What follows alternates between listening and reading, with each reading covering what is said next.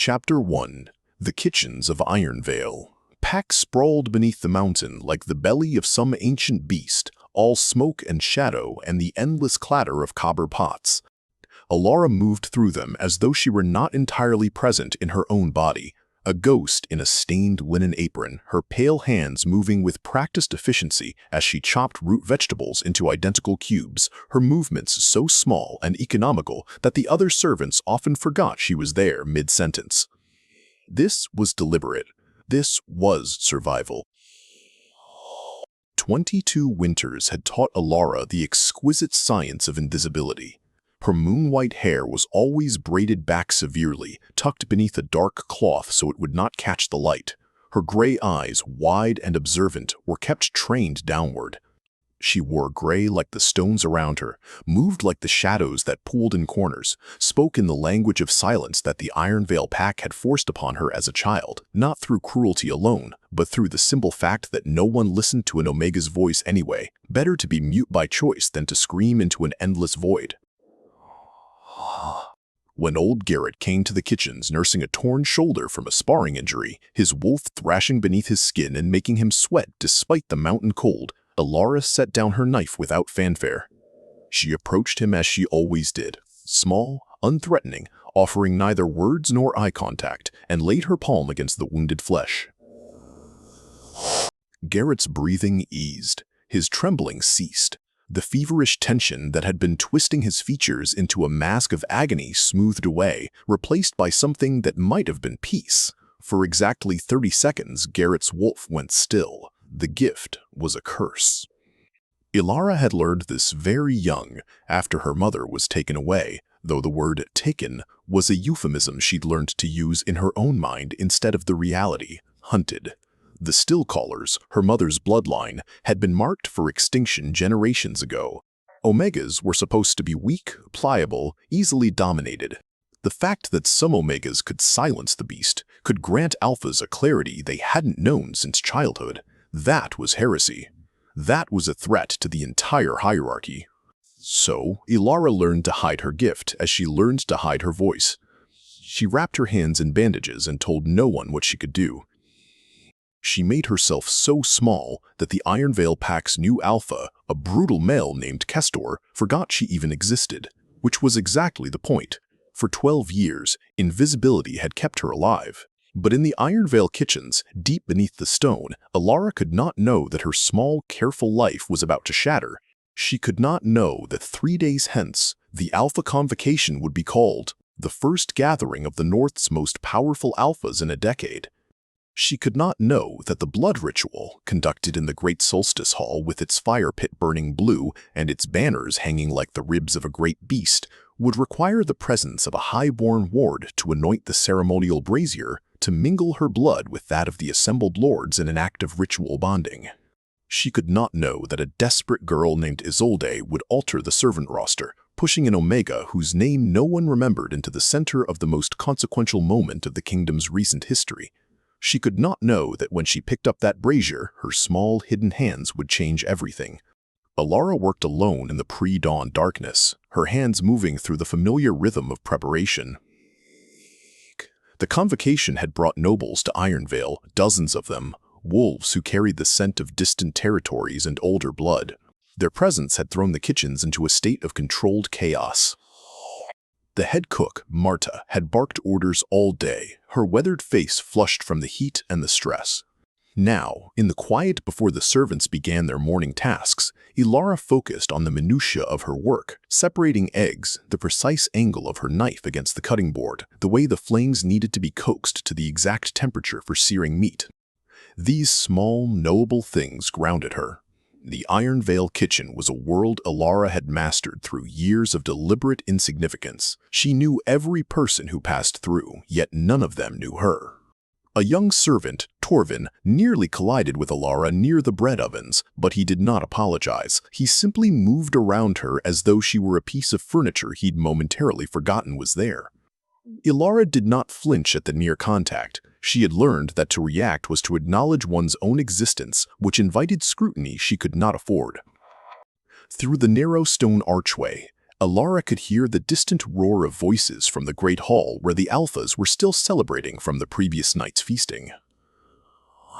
The sound carried an undertone of tension. Something about the gathering felt different, heavier than the rare celebrations Elara had witnessed in her years at Ironveil. She pushed the observation aside. Such things were not for her to consider.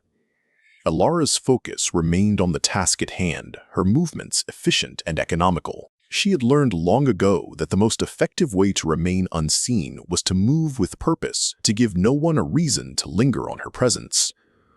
In the chaos of the convocation, she was less likely to be noticed than ever before.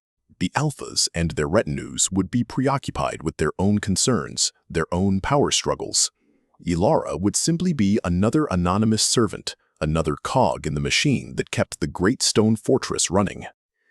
As she worked, Elara allowed her mind to drift, as it often did, to the memory of her mother. Omegas were not supposed to have gifts, let alone the rare and powerful ability to still a wolf's beast. But Elara's mother had been a Stillcaller, a protector of her people, and for that she had been hunted down and killed when Elara was only 10 years old. Elara had learned then the true meaning of invisibility, not just physical concealment, but the erasure of one's very self. She had vowed that day to never again draw attention to her abilities, to become as forgettable as the stones that surrounded her. Now, as the first faint hints of dawn began to filter through the high windows, Elara allowed herself a small sigh. The convocation would bring change, she knew, but she could not allow herself to dwell on what that might mean. Her only focus was survival, as it had been for the last 12 years. She would do her work, she would remain unseen, and she would wait for the storm to pass, as she always had. Elara had maintained her routine even during the convocation. Each evening she brought Chronicler Herrick his tea, a ritual that existed in the margins of the castle's hierarchy, noticed by almost no one. Herrick was ancient, his spine curved like a question mark, his fingers permanently stained with ink. He had been the castle's keeper of history for longer than most of the current servants had been alive. Elara set the tray down with care on the edge of Herrick's table, moving with the practiced precision of someone who has performed this action 1,000 times. Herrick glanced up from a particularly old codex, his weathered face creasing with something like affection, the only warmth Elara had ever received from anyone in the castle. He spoke to her in a low voice, as though they shared a conspiracy. "The convocation brings old wounds to the surface, child. I can smell it in the very stones. Do you feel it?" Elara did not respond with words. She never did. But her pale eyes flickered toward the window, toward the direction of the great hall where the tension in the air seemed to vibrate like a tuning fork struck in the dark. Herrick nodded, as though this silent answer confirmed something he had long suspected. He returned his attention to the codex, running his fingers over text so ancient that the vellum had turned the color of old bone. Elara turned to leave, but Herrick's voice caught her at the threshold. "The Stillcallers were feared once, you know. Before, your kind were revered. They kept the peace through their very presence." He did not look at her when he said this, but his words hung in the air with the weight of forbidden knowledge. Elara froze for only a moment, a betrayal of her usual composure, before continuing from the room, her heartbeat quickening. No one spoke of the Stillcallers, no one. The knowledge of them was supposed to be dead. As she hurried down the winding staircase, Elara's mind raced. The Stillcallers, her own people, had once been revered, feared even?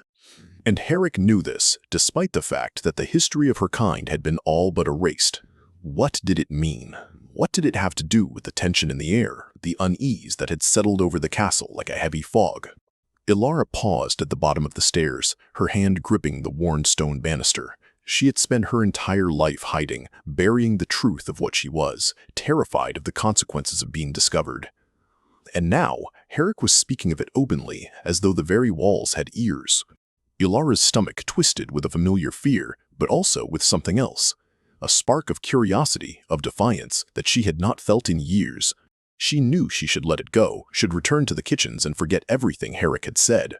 But something about the way he had spoken, the weight of his words, made Elara's feet turn back toward the scriptorium. She had to understand why the history of her people had been so thoroughly erased, why the very mention of the Stillcallers was taboo. As Elara pushed open the heavy oak door and stepped back into the dusty, book-lined room, Harek looked up, his eyes widening slightly. "Child," he murmured, "what are you doing here?" Isolde moved through the servants' quarters with the practiced ease of someone who had walked these cramped corridors countless times before. Her silver gown shimmered in the dim light, catching the flickering flames of the braziers that lined the walls. The distant sounds of music and laughter drifted down from the great hall, a mocking reminder of the festivities she had been denied. The young noblewoman's lips curled into a cold smile as she approached the master roster pinned to the wall at the end of the hall. Her pale eyes scanned the list, taking in the names and assignments with the detached precision of a general surveying a battlefield. There, at the bottom, were the details she had been searching for. High-born attendance required, Isolde of the Southern House confirmed. Isolde's grip tightened on the charred piece of wood she had retrieved from a nearby brazier. With a few deft strokes, she altered the roster, erasing her own name and replacing it with a new one: kitchen servant, Gamma class, pre-approved for torchbearer. Then, with deliberate care, she wrote a new name in the highborn section: Eastern Lord's niece, confirmed. A satisfied smile spread across Isolde's face as she stepped back, admiring her handiwork. No one would question the changes. The servants were trained to keep their eyes downcast, to see only what they were meant to see. And with the Eastern Lord's niece now assigned to the ritual, Isolde's path to the throne was clear. She turned and left the servants' quarters, her silver gown trailing behind her like a whisper of poison. As she walked, Isolde couldn't help but feel a thrill of anticipation. The convocation was a delicate dance, a web of alliances and betrayals, and she was about to take center stage. The king himself would be forced to choose her, to bind his essence to hers through the blood ritual. And once that happened, she would be untouchable, the undisputed queen of the north. Isolde's steps quickened as she neared the great hall, her mind already racing with the possibilities. She would have to be careful, of course, to maintain the illusion of innocence and purity that was expected of a highborn ward. But she was more than capable of playing the part. After all, she had been groomed for this moment her entire life. As she approached the heavy oak doors of the great hall, Isolde paused, taking a deep breath to compose herself. The music and laughter had faded, replaced by a tense silence that seemed to permeate the very air. She could feel the weight of it, the anticipation of the impending ritual, and it sent a shiver of excitement down her spine. With a confident stride, Isolde pushed open the doors and stepped into the great hall, her silver gown shimmering in the candlelight. All eyes turned to her, and, for a moment, she felt the weight of their collective gaze. But Isolde held her head high, her expression one of serene composure. She was the chosen ward, the key to the king's future, and she would not be denied. The great solstice hall fell deathly silent as the white flames of the soul fire roared upward, their unearthly light casting stark shadows across the faces of the assembled alphas. Elara stood frozen, her small hand still clasped in Kaelen's as the ancient magic pulsed between them, binding their essences together in a way that transcended blood and biology. Kaelen stared down at the fragile-looking woman before him, his amber eyes wide with a mix of terror and awe.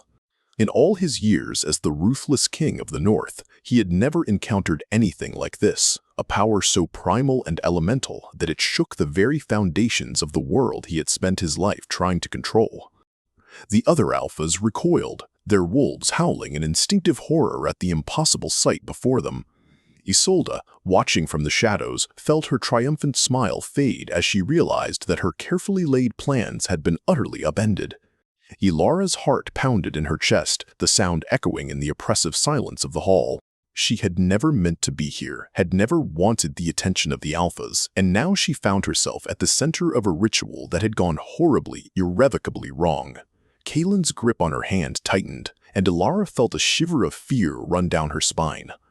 This man, this king, was a creature of barely restrained violence, and she had just bound herself to him in a way that defied all logic and reason. The silence stretched on, the only sound the crackle of the soul fire and the labored breathing of the alphas. Elara could feel their eyes on her, sizing her up, trying to understand what had just happened. She knew that she should speak, that she should try to explain, but the words caught in her throat, trapped behind the veil of silence that had been her constant companion for so many years.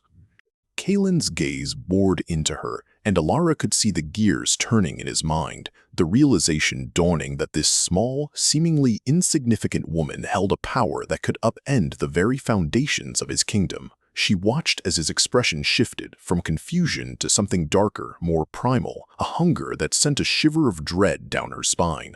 Isolde, her own plans forgotten, watched the scene unfold with a growing sense of unease. She had expected to be the center of attention, the chosen ward who would bind herself to the king and secure her place on the throne. But now, with this strange, mute woman at the heart of the ritual, her carefully laid plans seemed to be crumbling around her.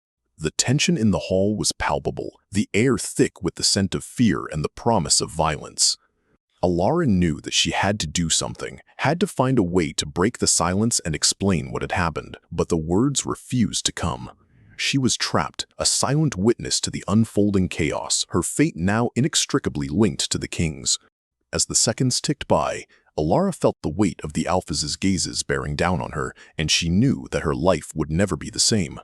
The soul brand had ignited, and with it, the course of her destiny had been forever altered. Chapter 2. The blood ritual's consequences arrived in the form of cascading chaos.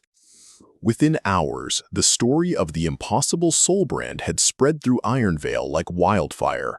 The white flames, the Omega's hand intertwined with the king's, the ancient magic that should have been extinct. Kaelen Stonecrown, the Wolf King of the North, had been bound to a kitchen servant through a ceremony that had no modern precedent, no explanation, and no clear path to dissolution.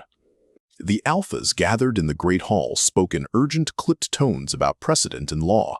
Some called for the binding to be severed, a process that would kill the lower-ranking partner, which was to say, Elara.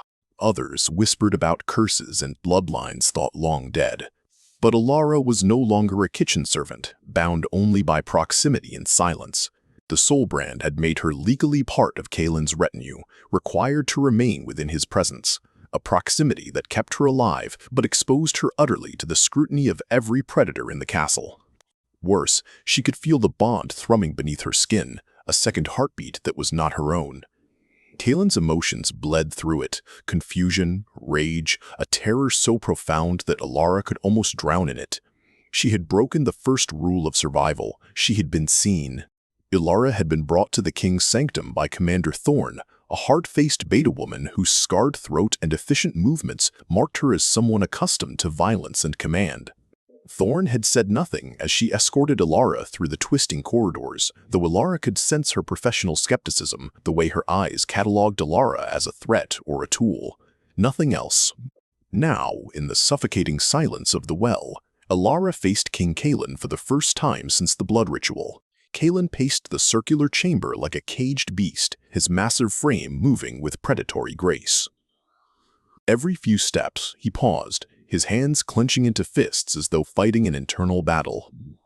Elara stood motionless near the entrance, her small frame offering him as little provocation as possible. Her hands were folded before her, her head slightly bowed, the posture of submission she had perfected over 2 decades. His chest rose and fell in rapid, shallow breaths, as though he was on the verge of drowning. When he spoke, his voice was low and lethal. "I can feel you in my blood." A constant whisper. "Tell me this is not real. Tell me the ritual was corrupted somehow." She had never spoken, not because she was physically incapable, but because muteness was the armor she had constructed in childhood after her mother was purged. The words existed in her throat, but they had nowhere to go. Kaelen's face flushed with rage at her silence.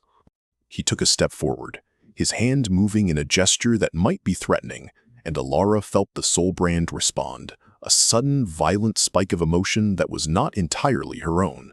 For a moment, Kaelen staggered, his hand flying to his chest. The soul brand was not passive. It was not a simple, magical link. It was a connection, and Elara's fear was suddenly his fear, amplified, doubled, made terrible by his alpha strength. Kaelen dropped to one knee, his breathing ragged. When he looked up at Elara again, there was something new in his expression, a flickering understanding that she was not the cause of his terror, but somehow entangled with it. "What are you?" he asked, his voice cracking slightly. The legends speak of Stillcallers, of Omegas who could calm the wolf, but that was centuries ago. That bloodline was...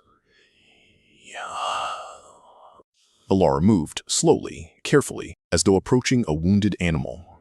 She reached out her small pale hand and placed it on Kaelen's wrist, the same wrist that was still marked with the ritual cut. The effect was immediate and absolute. The tension drained from his shoulders.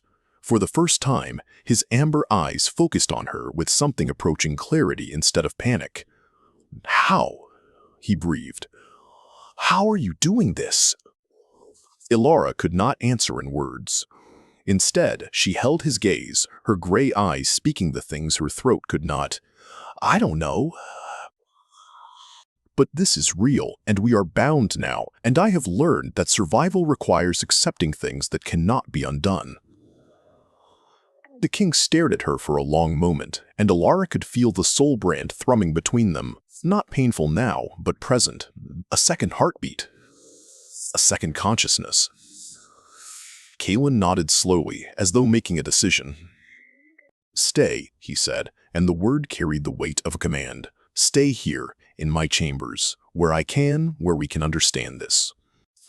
The Alphas had begun to talk. Over the past 3 days since the soul brand, rumors had crystallized into a narrative, and that narrative had begun to acquire teeth. Elara heard fragments of it through the castle's stone corridors. The king has bonded himself to a cursed Omega. She is Stillcaller blood. The old purges were incomplete. This is a sign of corruption entering the Stonecrown line. The first official challenge came in the form of Arch-Alpha Valerius, a gray-haired lord whose refined features and civilized demeanor conceal the predator's calculation.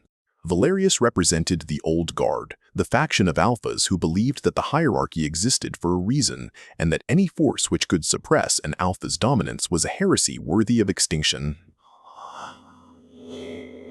Valerius arrived at the private dining chamber with 2 other Alphas at his back, lesser lords, but still powerful enough to serve as witnesses. He made a show of courtesy, bowing slightly to Kaelen. "My king, we have come regarding the matter of the binding. The council wishes to understand the nature of this anomaly." Kaelen's jaw tightened, but he did not rise or show aggression. Instead, he gestured for Valerius to sit. This was a measured response, and it carried its own warning. Elara could smell the tension in the room, the way the other Alphas as wolves were pushing against their skin, eager to establish dominance. She could feel it through the soul brand as well, Kaelen's controlled fury, his determination to keep his wolf caged. Valerius settled into a chair with the confidence of someone accustomed to power. He picked up a piece of roasted meat, examined it with affected casualness, and then spoke. "The old texts speak of the Stillcallers, an Omega bloodline that could suppress the Alpha's transformation. My father told me that such creatures were purged for good reason. They represented a fundamental threat to our way of life.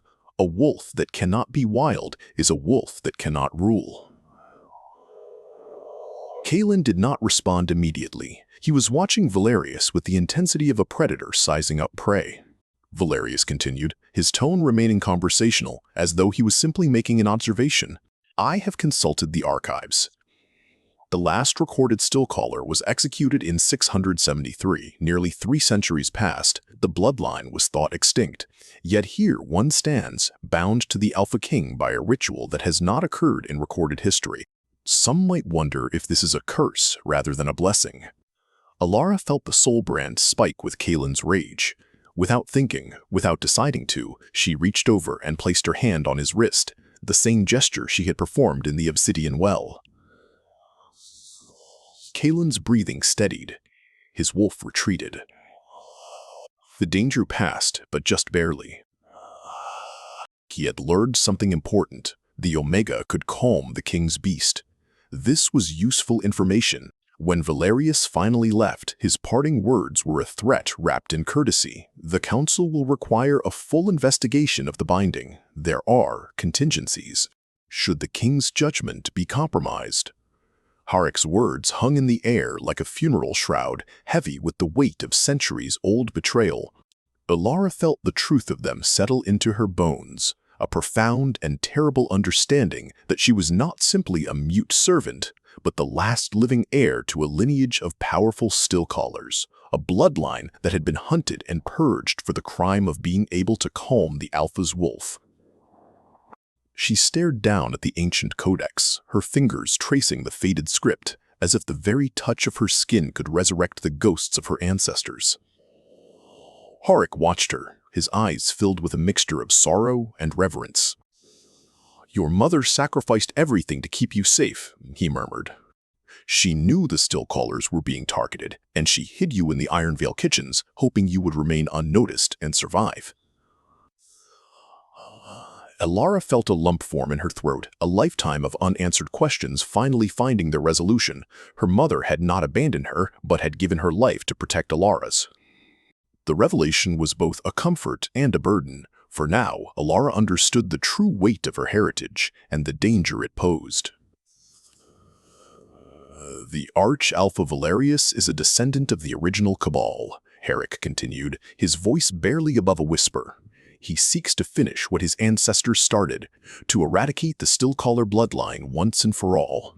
The Convocation was a trap, designed to trigger the Crimson Veil, a curse that would drive the Alphas into a moon frenzy, a madness that could only be calmed by the presence of a Stillcaller."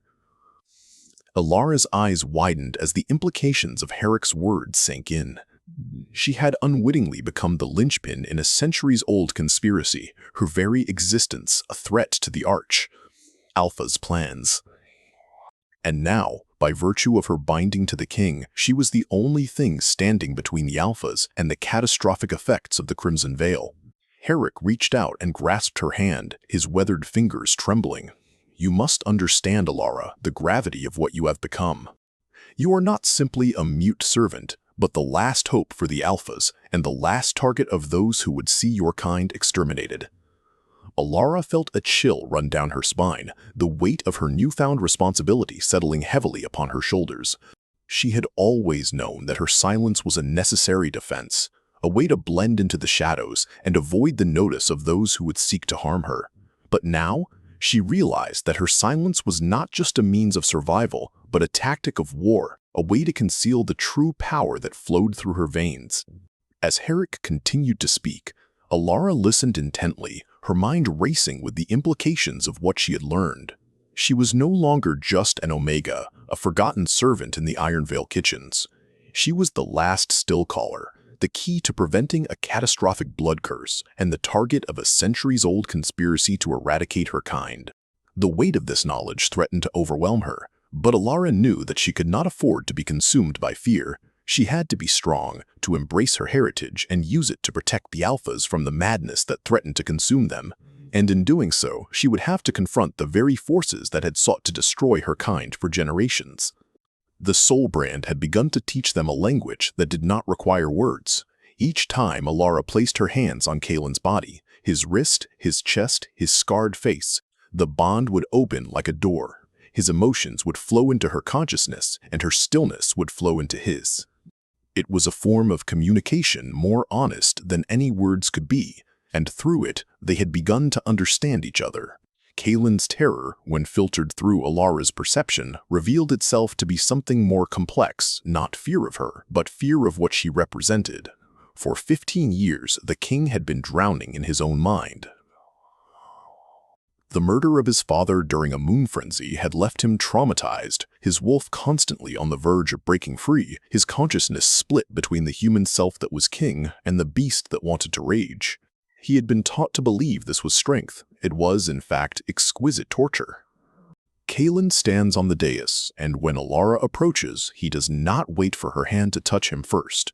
Instead, he reaches for her, pulling her close with a desperation that catches in the Soul Brand like a snag in silk. "Show me," he commands, his voice hoarse. "Show me what you see when you touch me. Show me what I could be without the frenzy." Elara places her palm against the center of his chest, feeling the thunderous beat of his heart through his layers of clothing. She closes her eyes, and the Soul Brand opens wider than it ever has before. What flows through the bond is not a vision, but a sensation, Elara's internal world translated into something Kaelen's wolf brain can understand. It is the profound, aching stillness of her own meditation. It is the peace that exists beneath fear. It is the truth that the beast and the soul are not enemies, but lovers who have been taught to kill each other. For the first time in 15 years, Kaelen stops fighting his own nature. The soul brand purifies his connection to his wolf, not by suppressing it, but by aligning it, by showing him that his beast is not his enemy, but his truest self, clarified and present and aware. When Kaelen opens his eyes, tears are streaming down his scarred face. The transformation is visible in the set of his shoulders, the stillness in his hands, the light that has returned to his amber eyes. "I can feel her," he says, his voice breaking with the revelation. "My wolf. For 15 years she has been screaming, and I've been holding her down, and now I can feel her singing." Elara releases him, and for the first time, the soul brand does not immediately spike with his anxiety when she pulls away. Instead, she can feel his gratitude, his wonder, his growing understanding that Elara is not his servant or his prisoner. She is his anchor, the person who can grant him access to the most fundamental truths of his own being. Kaelen steps down from the dais and kneels before her, not in surrender, but in recognition. "You are not my subject," he says. "You are not my servant, and I will not have you treated as such. You are a sovereign force, bound to me by blood and magic, and I will protect you as such." Elara's pale eyes burn with unshed tears. For the first time in her life, she has been acknowledged not as a tool or a servant, but as a being worthy of recognition. Kaelen listened as each lord presented their reports, his expression carefully neutral as he probed their responses for any hint of deception. The soul brand hummed between him and Elara, a steady pulse of shared awareness that allowed him to track the subtle tells of his vassals. Commander Thorn's intelligence was the most troubling. Unusual movements in the southern territories, supplies being stockpiled, mercenaries hired, it had all the hallmarks of preparation for either invasion or internal conflict. Kaelen's grip tightened on the map as he considered the implications. Beside him, Elara sat in silence, her pale eyes scanning the room with a keen, almost preternatural focus. Through the bond, Kaelen felt the rapid cataloging of scents, body language, and micro-expressions, a constant stream of intuitive observations that painted a picture far more nuanced than the spoken words. One alpha in particular caught Elara's attention, Lord Castor.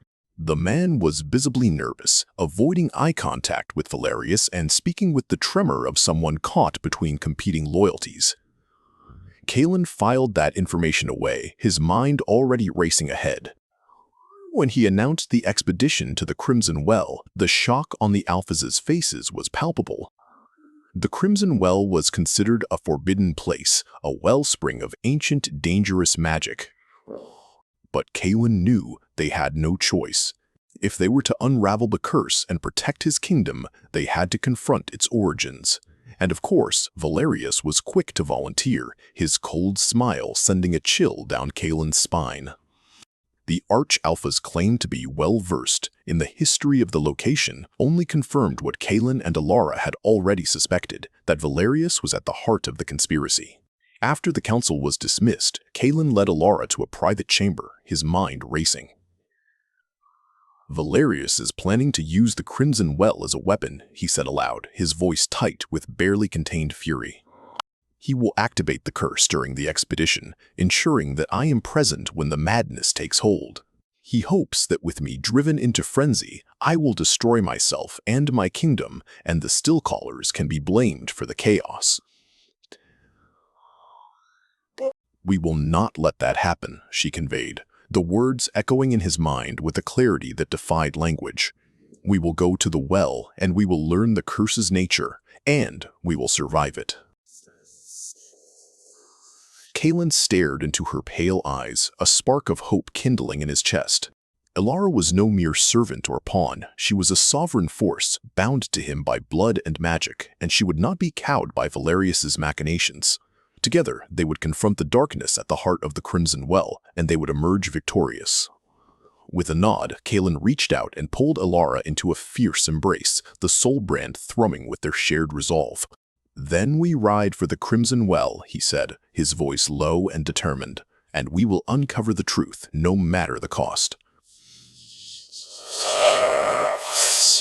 The scratch of his quill on vellum was the only sound that broke the stillness as he carefully transcribed the forbidden knowledge of the Stillcallers into a new codex. This was his insurance, his last desperate act to ensure that the truth would not be lost again. For years, Herrick had guarded these secrets, hidden away from the prying eyes of the Alpha hierarchy. But now, with Elara's identity revealed, he knew the time had come to act. The old man paused, his weathered hand trembling as he dipped his quill into the inkwell. He could feel a shift in the air, a primal tension that set the hairs on the back of his neck on end. Herrick's gaze darted to the narrow windows, his senses straining. And then the attack came, without warning. Herrick heard the soft scuff of boots on the stone steps, the faint rustle of fabric. He whirled, the codex clutched to his chest, eyes widening as the assassins breached the sanctum. Trained killers, bearing the insignia of the Southern Lords. Valerius's allies, no doubt. There was no time to cry out, no chance to summon aid. Herrick's aged body surged with a desperate burst of adrenaline as he clutched the precious codex and made a break for the window. Escape was impossible, but he would not let this knowledge be destroyed, not again. Through the soul brand, Elara felt the spike of primal danger, a warning that yanked her from sleep in Kaelen's chambers. She was on her feet in an instant, pulling on her clothes as she raced through the corridors, her heart pounding. But she was too far away, the soul brand's alert coming too late to save the one who had entrusted her with the truth. By the time Elara reached the scriptorium, Herrick was already falling, his aged body pierced by the assassin's blades. With his last ounce of strength, the old chronicler had managed to hurl the codices out the window, scattering the precious pages to the winds below. Elara's gray eyes widened in horror as she watched Herrick's life ebb away, his final words, a whispered benediction, "Remember, you are the return." The circle completes itself. And then he was gone, his body crumpling to the stone floor of the tower he had guarded for so long. The assassins fled as the alarm bells began to ring, but their work was done. The voice of the past had been silenced. Kaelen arrived moments later, his face a mask of barely restrained fury. He gathered Elara in his arms as she knelt beside Herrick's lifeless form, and through the soul brand, she felt the maelstrom of his emotions. Rage, guilt, understanding that his binding with Elara had made her a target in a war she never chose. Commander Thorn pursued the assassins, her blades flashing as she cut down 2 of them before the others escaped. But the damage was done, the evidence linking the attack directly to Arch-Alpha Valerius's personal guard. The conspiracy was no longer hidden. It was declared, a brutal strike at the heart of Elara's fragile support network. The war, previously cold and subtle, was now burning hot, and Elara knew that she and Kaelen would have to face it head-on. Deep in the Stonecrown territories, the expedition had reached the heart of the curse, the Crimson Well, a vast underground pool of dark, foreboding water. Kaelen and Elara stood before it, the weight of their discovery heavy in the stale air. Through Elara's Stillcaller touch, they had unraveled the curse's true nature. It was not a mindless force of destruction, but a precise, ancient mechanism, a trap designed centuries ago to draw out the very Stillcallers it sought to eradicate. Kaelen watched with bated breath as Elara approached the cursed waters, her small hand reaching out. "It will burn you," he warned, his voice tinged with fear. But to his shock, Elara turned to him, her gray eyes steady. And for the first time since their fated bond, she spoke, her voice rough and rasping like wind through stone. "No, it won't. I am Stillcaller. I will not burn. I will understand." Kaelen could only stare, transfixed by the sound of her voice, as Elara placed her palm against the dark surface. The water recoiled from her touch, revealing ancient symbols carved into the stone beneath. Through the soul brand, Elara perceived the curse's creation, alphas of the past, binding their own blood into the very rock, weaving spells to ensure no Stillcaller could ever rise again. This was no mindless force, it was a trap, an eternal snare waiting for one like Elara to stumble into its jaws. Commander Thorn, her face grim, stepped forward. How do we break it? Elara withdrew her hand, her expression resolute. We don't. We unmake it. Her voice carried the weight of her decision. At the full moon ceremony, during the moment of maximum power, I will step into the vortex and pull the curse into myself. I will absorb it, and I will dissolve it. But I will need an anchor. Someone whose soul brand connection is strong enough to hold me to the world while I'm unmade and remade. Kaelen understood immediately. Me, I will be your anchor. The words were a vow, a promise etched in stone. Elara nodded, her eyes never leaving his. It will hurt. It will hurt worse than anything you have ever experienced. The curse will try to tear us apart because we represent everything it was designed to prevent. But if we survive it, the curse will be undone, and the conspiracy will be exposed for what it is, a lie designed to maintain power. Kaelen took her small hand in his grip firm and unyielding. Together. The weight of their decision hung in the air, a challenge to the very forces that had sought to control them. Kaelen and Elara would face the curse head-on, their fates inextricably bound. Whatever lay ahead, they would confront it as equals, their soul brand a testament to the power of what they could achieve when they stood united. Chapter 3. The full moon rose over Stonecrown Keep like a prophecy made manifest, and with it came a palpable shift in the very stones of the castle. Alphas felt it. The pull of primal instinct, the edge of madness waiting at the periphery of consciousness. The ceremony would be held in the Great Solstice Hall, as all great ceremonies were, with every lord and lady in attendance. It was meant to be a grand affair, a gathering where the Alpha King would reaffirm his dominance, where the hierarchy would be reinforced through blood and tradition. Instead, it would become the stage for a revelation that would shatter the foundations of everything they believed about power. Valerius had set his trap carefully. He had arranged for the activation of the Crimson Veil to occur at the moment of maximum lunar power, coordinated with the full moon rising. He had positioned his allies throughout the hall, ready to use the ensuing chaos to purge any alphas he deemed insufficiently loyal to his vision of absolute hierarchy. And he had done everything in his power to ensure that Elara would be blamed for the massacre. But Valerius had not accounted for the fact that Elara had learned to speak. The pressure in the air was suffocating, making every alpha in the Great Solstice Hall grip their chests and gasp for breath. The temperature plummeted, and the blue-white flames of the central fire pit began to twist and writhe, shifting to a sickly crimson. Valerius allowed a triumphant smile to cross his refined features. The trap had sprung. Around him, the assembled alphas started to experience the symptoms of the curse's influence. Heightened aggression, difficulty controlling their wolves, a pressure in their skulls that felt like madness waiting to break through. Kaelen staggered, his massive frame bending under the weight of the curse's assault. Through the soul brand, Elara could feel his struggle, his determination to hold on to his sanity, his growing understanding that the curse was more powerful than either of them had anticipated. Commander Thorn, stationed near the entrance, drew her weapon and moved toward Valerius, understanding immediately who was responsible for this chaos.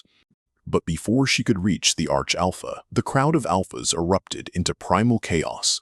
The curse was working exactly as designed, driving the wolfmen into a frenzy, turning them toward each other with murderous intent. And then, Elara stepped into the center of the hall. She was small, pale, insignificant by the standards of the hierarchy. But when she moved, something in the assembled alphas recognized her for what she truly was, a force that predated their civilization, a power that existed before the curse was woven, a sovereign presence that could not be ignored. Elara walked into the vortex of crimson energy forming above the fire pit, and she spoke. Her voice, rusty and powerful, carried words that had not been heard in 3 centuries. I am Elara of the Stillcaller bloodline, and I claim sovereignty over the curse that binds this kingdom. I call forth the ancient magic that was woven into these stones, and I offer myself as the vessel for its dissolution. The alphas froze, caught between the curse's compulsion to violence and the Stillcallers' ancient command to stillness. Kaelen rose from his throne, understanding what Elara was about to do.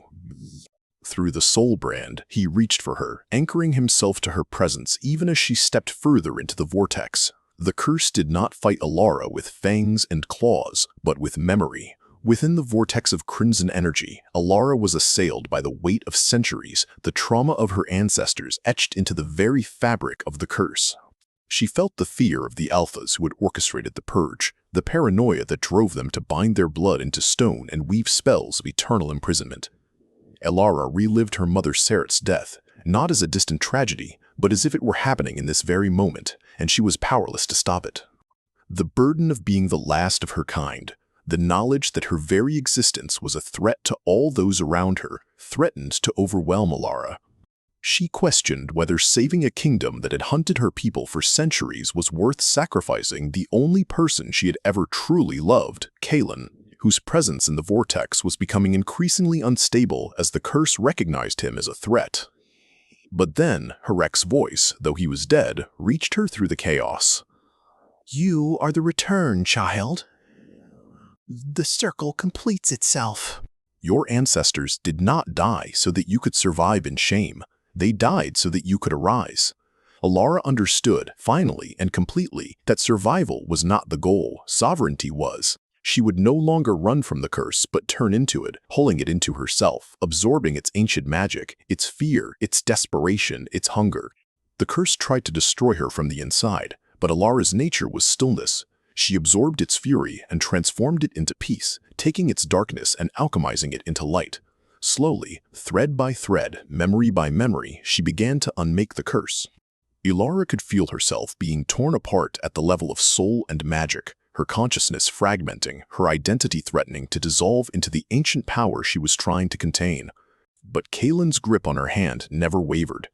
Even as his own mind was battered by the curse's assault, he held on, anchoring her, refusing to let her dissolve into the void. And then, at the moment when Elara feared she would be unmade entirely, the curse shattered. The crimson vortex collapsed, and the blue-white flames of the fire pit roared back to life, casting a pure, cleansing light across the great solstice hall. The curse's shattering sent a shockwave through the great solstice hall, scattering its ancient magic outward like shrapnel. In the wake of the explosion, a profound silence fell, as if the world itself held its breath. Elara and Kaelen were thrown backward by the force, collapsing onto the scorched stone floor. For a moment, there was no sound, no movement. Every Alpha present stood frozen, their connection to their wolf selves suddenly clarified by the destruction of the curse. For the first time in 3 centuries, they experienced their beasts without madness, without frenzy, without the pressure of ancient fear. Arch-Alpha Valerius staggered forward, his refined composure shattered. He could no longer hide behind the hierarchy, no longer use the pretense of maintaining order to excuse his hunger for absolute power. His wolf was exposed, terrified, vulnerable, utterly dependent on a structure that no longer existed to protect him. Driven by desperation, Valerius drew a blade and lunged toward Elara, intent on silencing her before she could speak the truth. But Commander Thorn stepped forward, her movements efficient and lethal, and she stopped him, not with violence, but with her presence, her refusal to participate in the bloodshed anymore. Valerius looked around the hall, and he saw what Elara had already understood: the hierarchy was broken. The fear that had bound them together, the curse that maintained their dominance, was gone. The Arch. Alpha collapsed, not from physical wounds, but from the weight of his own obsolescence. Elara rose slowly, Kaelen's hand supporting her. Her small frame was steady, and her pale eyes were clear with a power that was not aggression or dominance, but something far more fundamental: clarity. She turned to face the assembled Alphas, and she spoke. Her voice was soft, but it carried to every corner of the hall. "I am Elara of the Stillcaller bloodline. The curse that bound you is broken. The hierarchy that sustained itself through fear is ended. I do not come to rule you, but to show you that there is another way, a way where strength comes not from dominance, but from the sovereign stillness of knowing oneself." The Alphas, their wolves quiet for the first time in centuries, listened. They listened not because they must, but because Elara represented something they had been seeking their entire lives: peace. Kaelen rose fully and took his place beside Elara, not above her. Through his actions, he made a declaration that would reshape the kingdom. Let it be known throughout the Stonecrown North that Elara of the Stillcaller bloodline stands as my equal and my protector. She is the sovereign anchor upon which our new kingdom will be built. Those who would harm her do so, knowing they have made an enemy of every honor I possess. The lords, witnessing this, made a choice. They knelt, not in fear or compulsion, but in recognition of something fundamentally true, that the future lay not with the oldest hierarchy, but with the restored bloodline that could bring peace. Commander Thorn was the first to kneel, and her gesture carried the weight of an apology for centuries of contempt. Others followed, including Lord Castor and even some of the southern lords who had been allied with Valerius. Elara stood before the dying fire of the ceremonial brazier, her small, pale hands folded before her. The soul brand thrummed beneath her skin, not as a prison now, but as a conversation, a constant awareness of the man who had chosen to stand beside her. Kaelen approached slowly, and when he reached her, he did something that had never been done in the presence of the entire court. He knelt before her, lowering his massive frame to one knee and taking her small hand in his. "You are not bound to me," he said clearly, his voice carrying through the empty hall. "You never were. The soul brand is not a chain, but a bridge. If you wish to leave, I will not stop you. If you wish to stay, I will spend every day proving myself worthy of your presence." She spoke with the simple truth of someone who had found what she had been searching for her entire life without knowing it. "I will stay. Not because I must, but because I choose you, your clarity, your strength, your willingness to grow beyond the hierarchy that formed you." Commander Thorn, watching this exchange, allowed herself a small smile. She had witnessed something that would echo through the ages, the moment when the kingdom shifted from the dominance of the beast to the sovereignty of the soul. As Kaelen rose and drew Elara close, a gesture of protection that was also a gesture of equals, the torchlight played across their intertwined figures. Elara was no longer voiceless. But more importantly, she no longer needed to be heard. She had transcended the need for words. Her presence spoke, her stillness commanded. Her choice to remain visible, to remain in the light, was the most powerful statement she could make. The camera pulled back, revealing the Great Solstice Hall in its new configuration, no longer a place of violent hierarchy, but a space of potential, of possibility, of peace built not on fear, but on the hard-won clarity of knowing oneself.